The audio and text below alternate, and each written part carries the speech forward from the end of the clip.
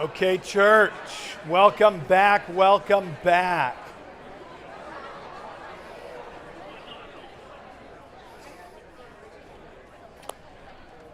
Well, welcome everybody. My name is Rod. I'm one of the pastors here, and we are grateful you are with us, whether you're watching here or watching online.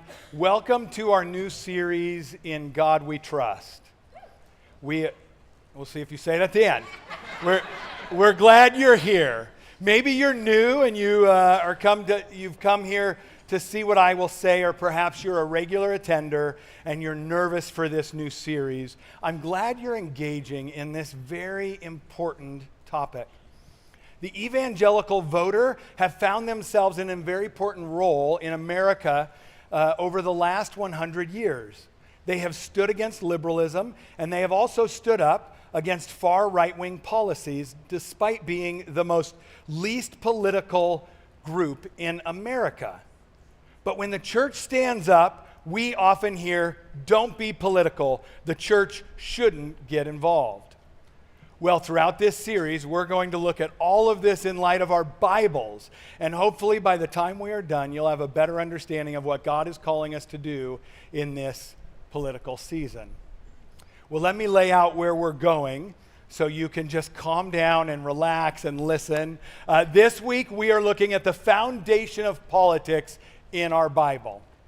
Next week, we are going to be looking at how we are called to behave and interact in our society by going through our 10 commitments that you see posted on our sound booth.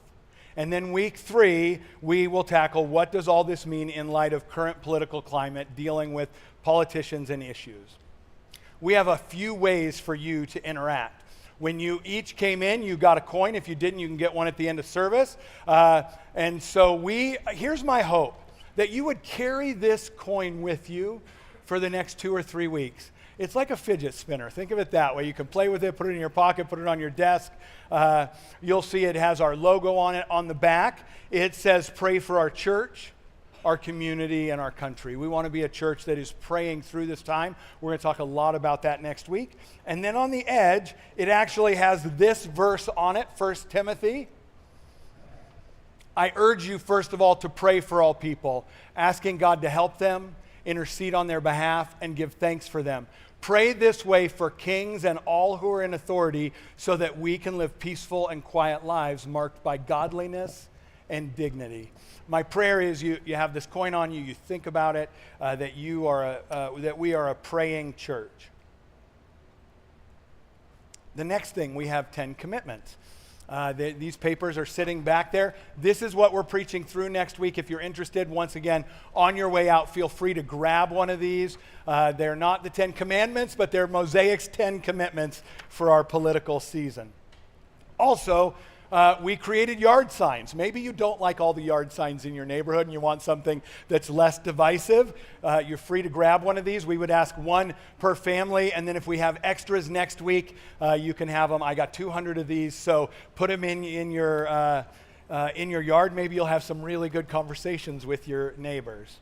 The last thing we're going to ask you to do is get off social media for 2 weeks. Here's my challenge to you.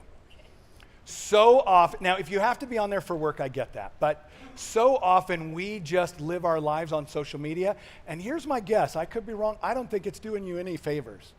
I don't think mentally and emotionally arguing and fighting on social media is doing you well. So if you would come with me, and I'm challenging everybody the next 2 weeks while we're through this series to be off social media as much as you can.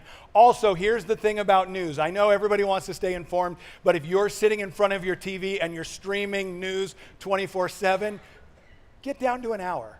One program, figure out one program. I want to stay involved. I think the best way to do that is local news. It's a little less political, but you can make that decision. But that's how we're asking you to engage throughout this series. My hope with this series is to talk about politics without getting political. Now, let's see how good I am at that. You can let me know by sending me an email. My email is michael@mosaiclv.org. Last time he makes fun of me last week. In all seriousness, So often we hear, just keep politics out of the church. But Oliver O'Donovan said this: theology must be political if it is to be evangelical. Rule out the political questions and you cut short the proclamation of God's saving power. You leave people enslaved where they ought to be set free from sin, their own sin and others. Proverbs says it this way: when the godly are in authority, the people rejoice, but when the wicked are in power, they groan. Jesus calls us to his kingdom, that the kingdom isn't of earth. In John 18, he says, my kingdom is not an earthly kingdom. If it were, my followers would fight to keep me from being handed over to the Jewish leaders, but my kingdom is not of this world. Church, Jesus' kingdom may not be from this world, but it is for this world. Otherwise, he would never ask us to pray this way: your kingdom come, your will be done on earth as it is in heaven. Jesus' kingdom affects us all and is for the benefit of all who believe.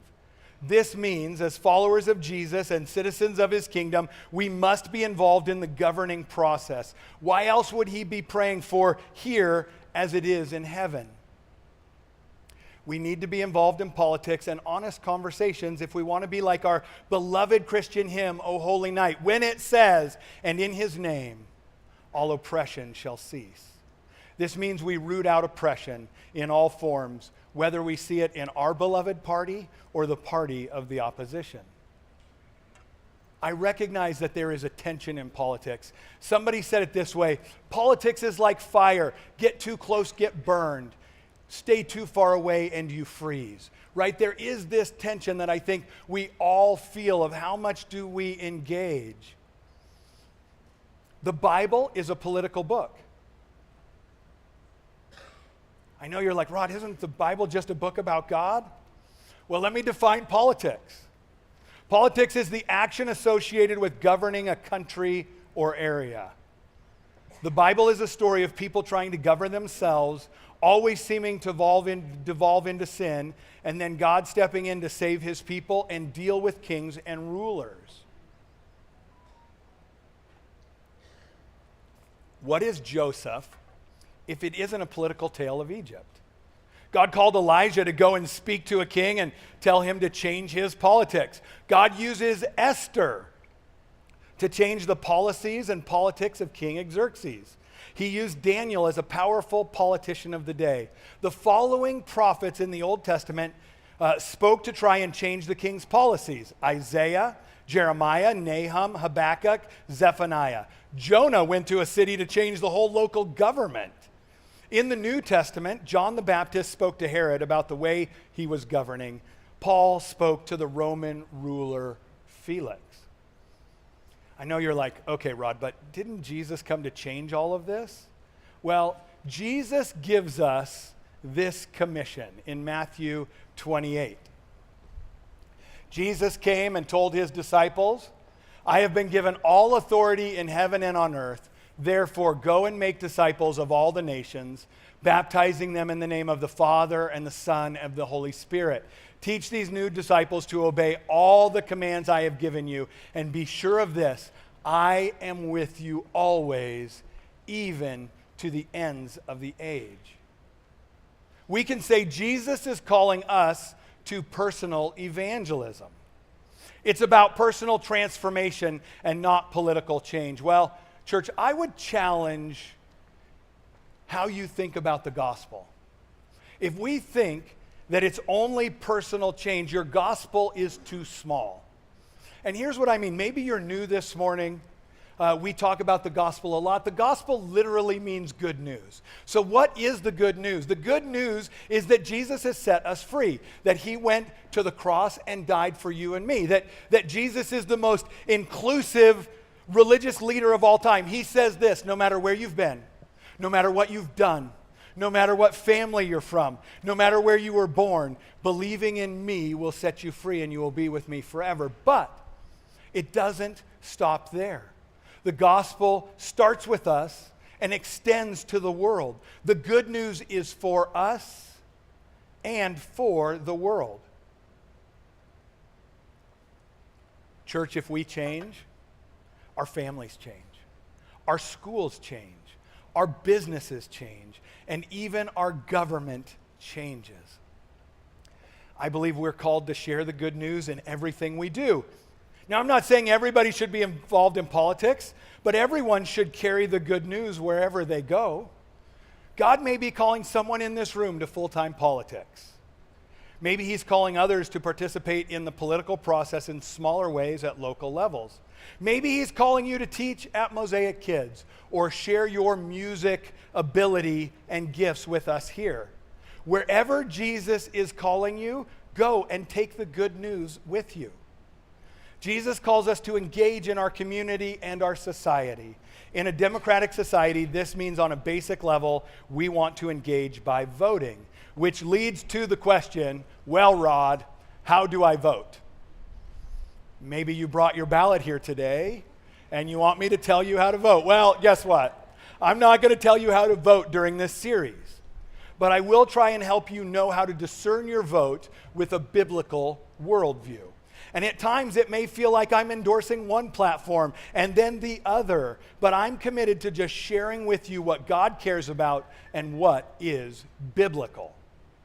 I recognize that we will lean one way or the other depending on what issue we're discussing.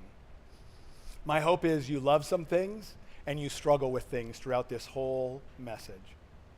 Now, our goal is not to turn the U.S. into a Christian nation, but to influence the world for the better. Let me unpack this for a second, because some of you may be going, wait. I believe our goal is to share the gospel with every person we know.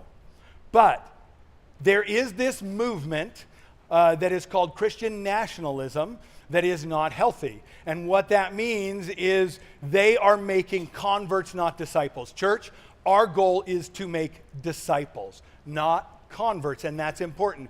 I have traveled the world. When I'm in India, I heard this: to be Indian is to be Hindu. I'm heading to Cambodia in a few weeks, and I will hear this: to be Cambodian is to be Buddhist. We do not want the U.S. version of Iran, where you can't change your mind, you can't do that. We believe in the propagation of the gospel, but when Christianity becomes mandatory, we get things like the Spanish Inquisition, crusades, atrocities in the name of Jesus. We start raising Christian zealots instead of disciples. Amen, church? Okay, so that's where we're going to start. Thank you for the 2 people. Church, we are called to improve the lives of people around us because of the good news. Christians have been influencing governments with Christian values for a long time. Here are some positive changes made by people because of their love of Jesus. Christians removed the brutal practice of branding the faces of criminals in 315 AD. They instituted criminal reform by segregating male and female prisoners in 361 AD. They outlawed child abandonment and abortion in the Roman Empire in 374 AD, outlawed gladiator battles in 404. They stopped human sacrifices in Irish, Prussian, and Lithuanians and other nations. They've outlawed pedophilia. They've banned polygamy. They prohibited the burning alive of widows in India in 1829. They outlawed the painful practice of binding women's feet in China in the 1900s. They persuaded the government in Germany to start a public school system in the 16th century, which became a public school system throughout Europe. They have abolished slavery in Rome, Ireland, most of Europe, and ended slavery in the U.S. And most recently, Martin Luther King Jr., a Southern pastor, helped end segregation and usher in the American civil rights movement. I am grateful for all these faithful men and women who have engaged in politics for the betterment of our world. So I should be on so the question is, Rod, should I be on the right or the left politically? I think that's the wrong question. All parties will pull you away from Jesus. Let me say that again. All parties will pull you away from Jesus. What is interesting is without Jesus, politics becomes your savior. People start worshiping platforms, parties, and people. And when this happens, we find ourselves further from Jesus. So, let me give you signs you may be in a cult.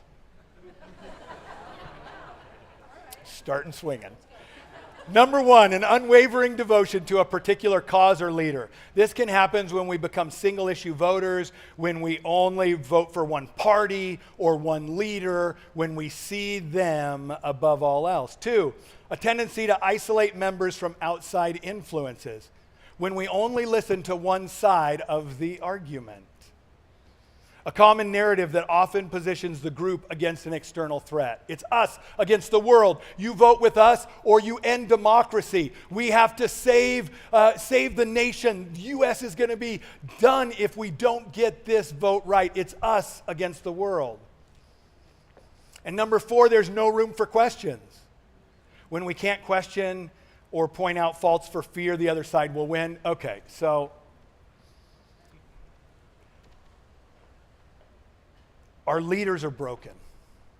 And the idea that we can never say that they're broken because it's fear we're ceding side to the other side, that we would never say, well, that's wrong, but I believe in this. Somehow we have to be with that leader no matter what they do is a cult. So welcome, I'm glad you're here. Remember, our main purpose is to share the gospel. Our main purpose is to share the good news in every aspect of life.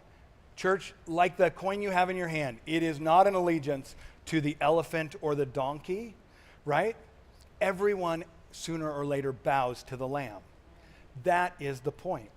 The question is, how is my vote going to help perpetrate the gospel? If we would start with that, I think we would be on very firm ground. How will my vote help perpetrate the gospel? Perpetuate, not perpetrate. Well, kind of both. That's a whole sermon for another day, but we're going to say perpetuate there. That could be a Republican this time, a Democrat next, or maybe an independent candidate. We vote in light of Jesus, not a political party. This means there will be Christians on both sides of the aisle. Here are the three types of political issues in the Bible. I think this is very important. There's issues where the Bible is silent. Okay, these are like tariffs.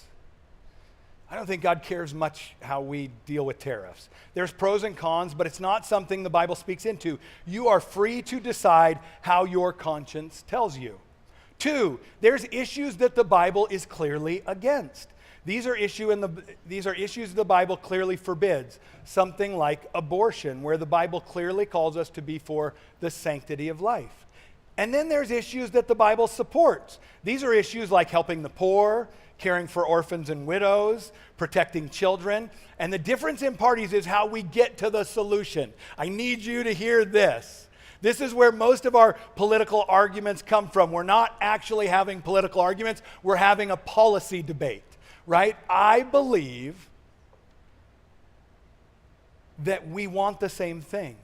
We just disagree for the most part on how to get there. There are Christians on both sides of these arguments in this room today. I need you to hear that. There are people in this room that think differently than you and come at things differently. The other side isn't evil and doesn't want the destruction of America, no matter what the news or the politicians tell you. Okay, so now we understand the Bible's a political book. God calls us to care for people by spreading the good news, and we should love one another because they are not our enemies. Now we can start talking. I want to dig into biblical politics. Have you ever thought, at least Jesus didn't have to deal with such a politically charged climate? Well, let's take a look at Jesus, the disciples, and the politics of the time. There were 4 political parties during the time of Jesus. There were the preppers, right? They believed the system was corrupt. They were probably buying and living in connexes. They were waiting for Jesus. They moved away and built compounds. They were called the Essenes. Okay, now Jesus may not have met anybody from this community because there's no record in the Bible of Jesus ever crossing paths with anybody that was in a scene. But here's an amazing thing. The reason our Bible is so accurate today is because we have the Dead Sea Scrolls. The reason we have the Dead Sea Scrolls is the preppers were putting the Bible in bunkers, right? They hid them away. I think that was right next to their Patriot food that lasts 25 years and William Devane's gold. So I think those are the things that where we're going to find that stuff.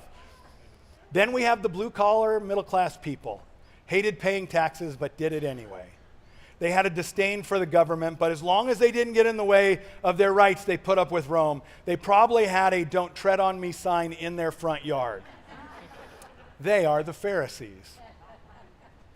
Then there's the upper class, government officials, the priests. Loved the government, very affluent, the politicians, they ran everything. They received support and supported Rome. They probably drove hybrid camels with lots of bumper stickers. They are the Sadducees. Then there were the people who screamed, "Taxation is theft." They hated the government. They became radicalized and would publicly kill tax collectors and Roman officials. They were the terrorists of the day. They are the Zealots. You can see each group was very different. Not a lot of love lost for each other. Getting them all together in one place would not have been a good idea, probably lead to a riot.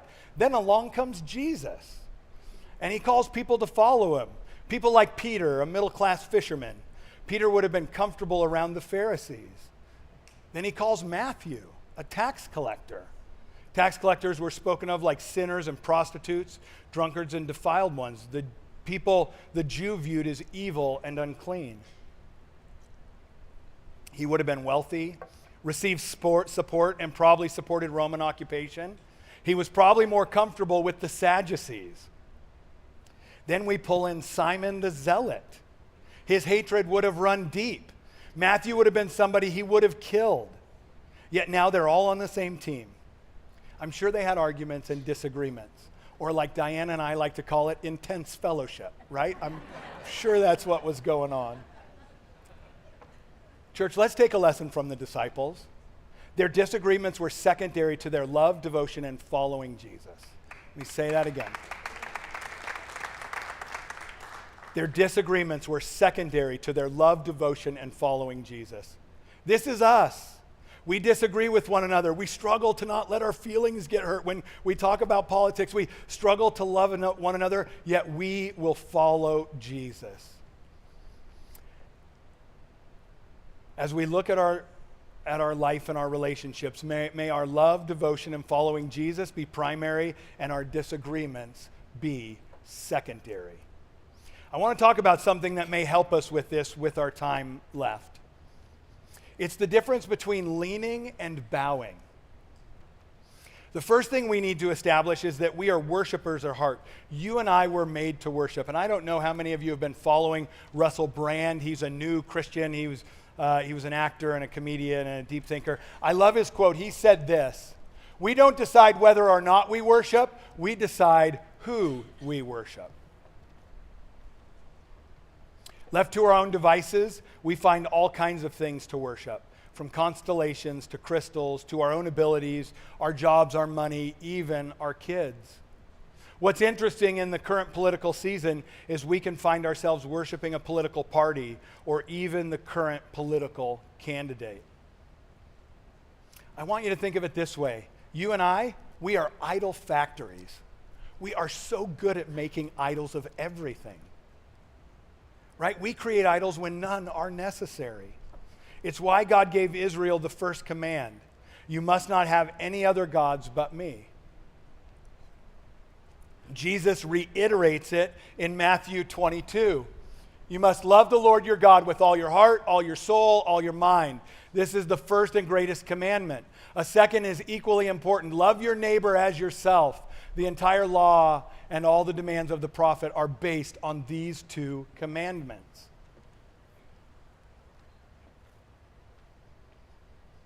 So we want to bow to Jesus and Jesus alone.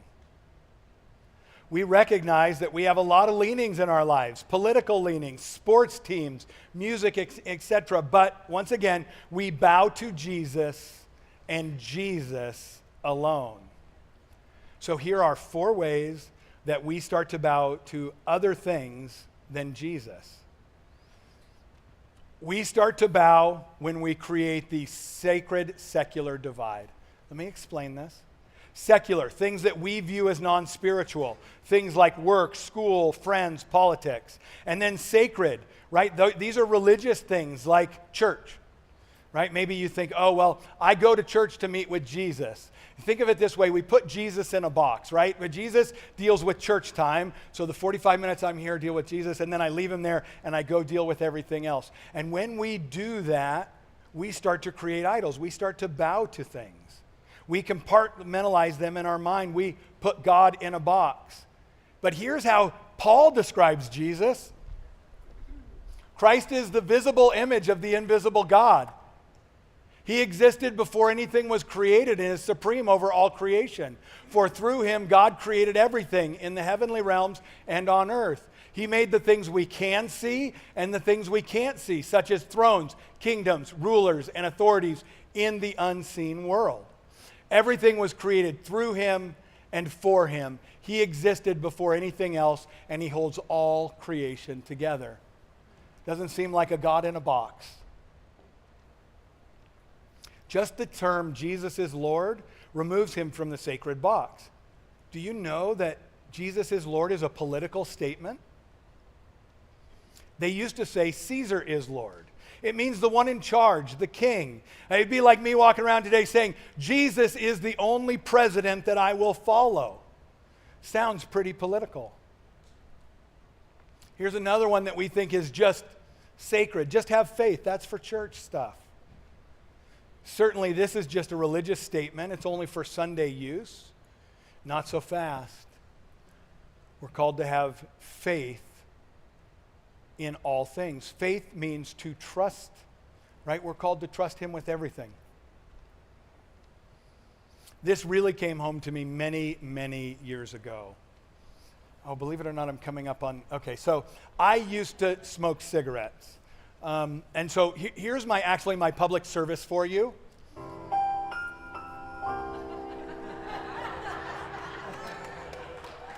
Don't smoke cigarettes, children.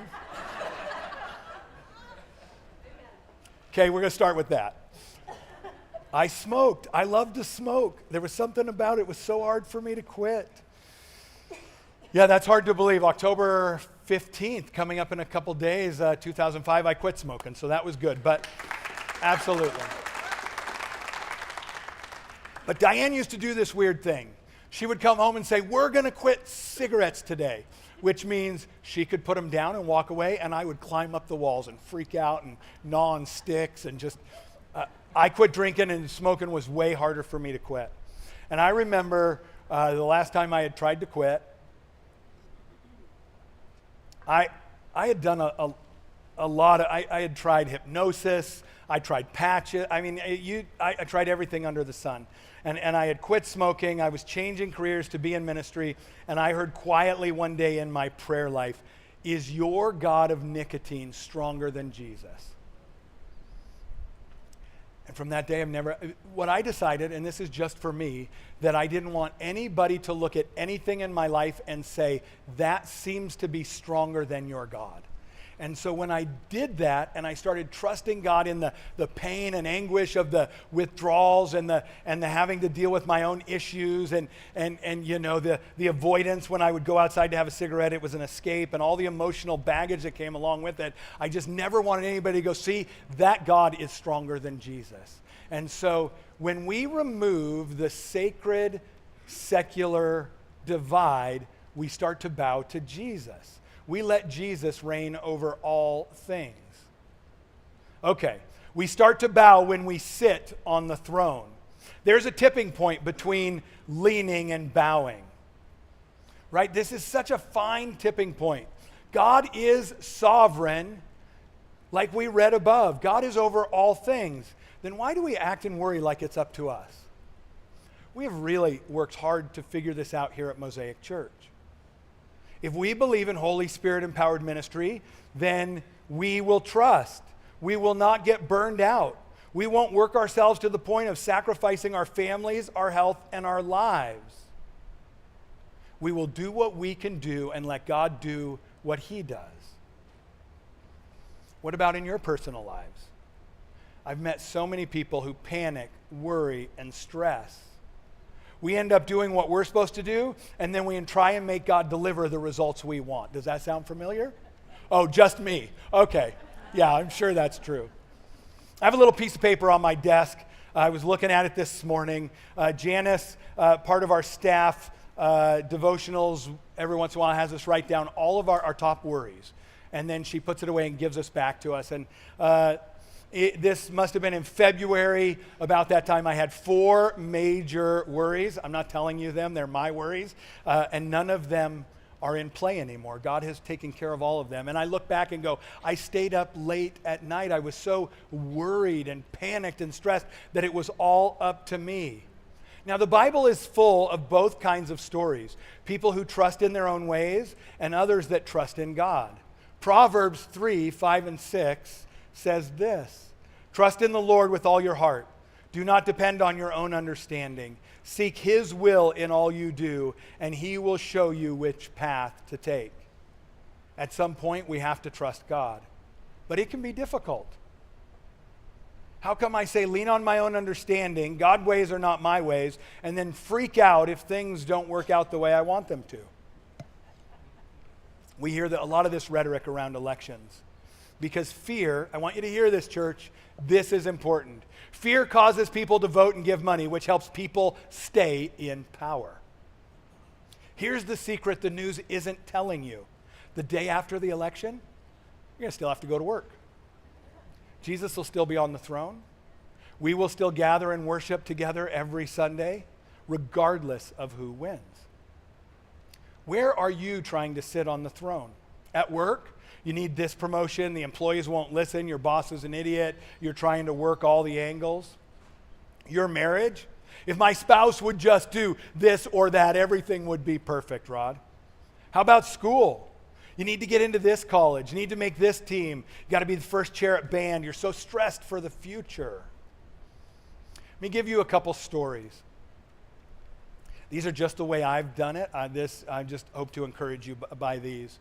Well, first one is my daughter Lucy is very smart, but she has shared this from the platform, so she has struggled with anxiety from time to time. So in high school, there was this big push to take all these AP classes. My rule was she couldn't take one AP class the whole time in high school.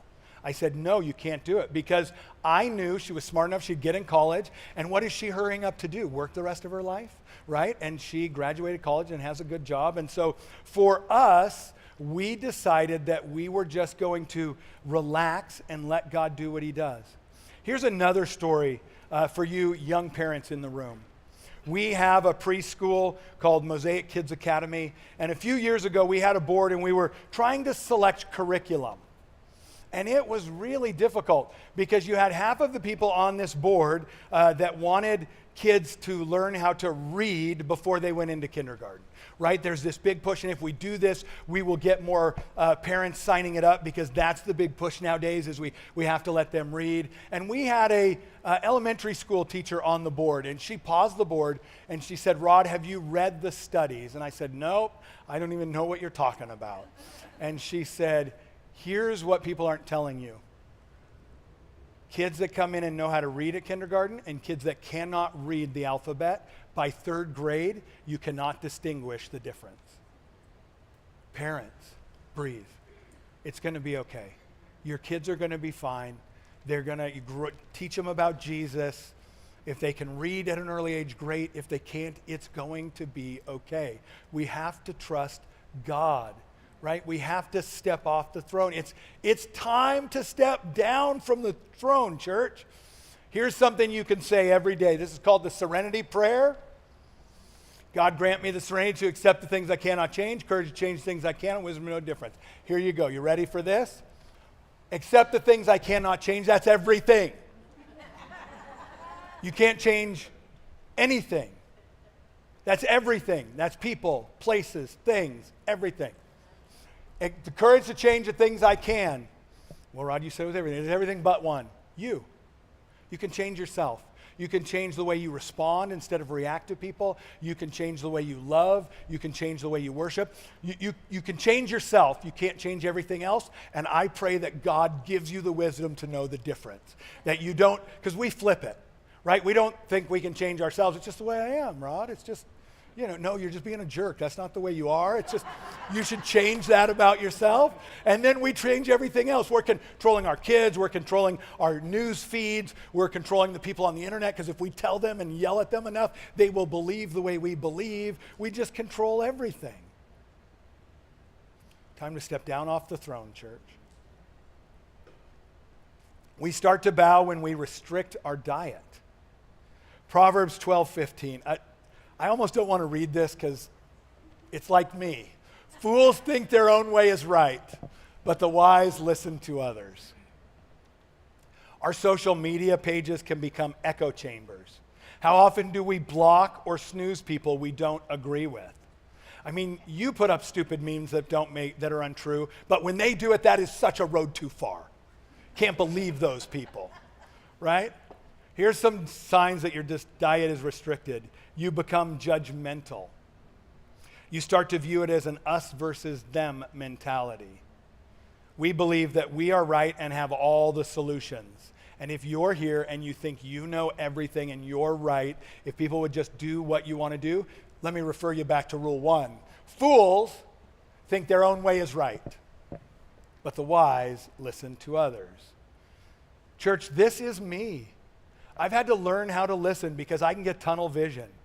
It scares me how much I can get lost in one side of an argument. Here is what I believe.